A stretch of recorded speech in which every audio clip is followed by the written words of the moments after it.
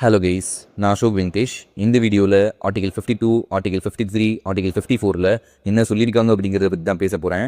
Article 52ல் என்ன சொல்லியிருக்காங்கன்னா, நம்ம இந்தியாவிற்குன்னு ஒரு ஜனாதிபதி இருக்கணும் அப்படிங்கிறத ஆர்டிகல் 52 மூலமாக சொல்கிறாங்க.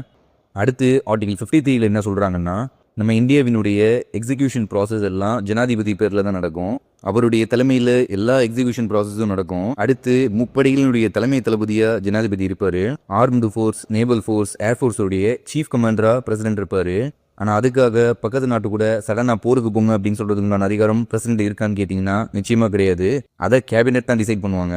ஸோ ஆர்டிகல் 53ல் ஜென்ரலாக சொல்கிற விஷயம், இந்தியாவினுடைய ஒட்டுமொத்த எக்ஸிக்யூஷன் ப்ராசஸும் பிரசிடென்டோடைய தலைமையில் நடக்கும். அடுத்து ஆர்டிகல் 54ல் என்ன சொல்கிறாங்கன்னா, நம்ம இந்தியாவில் இருக்கக்கூடிய லோக்சபாவில் இருக்கக்கூடிய நாடாளுமன்ற உறுப்பினர்கள், ராஜ்யசபாவில் இருக்கக்கூடிய நாடாளுமன்ற உறுப்பினர்கள், ப்ளஸ் அதோடு சேர்த்து ஸ்டேட்டில் இருக்கக்கூடிய சட்டமன்ற உறுப்பினர்கள், இவங்க எல்லாரும் ஒன்று சேர்ந்து ஓட்டு போட்டு பிரசிடென்ட்டை தேர்ந்தெடுப்பாங்க. இதுதான் ஆர்டிகல் 54ல் சொல்லியிருக்காங்க.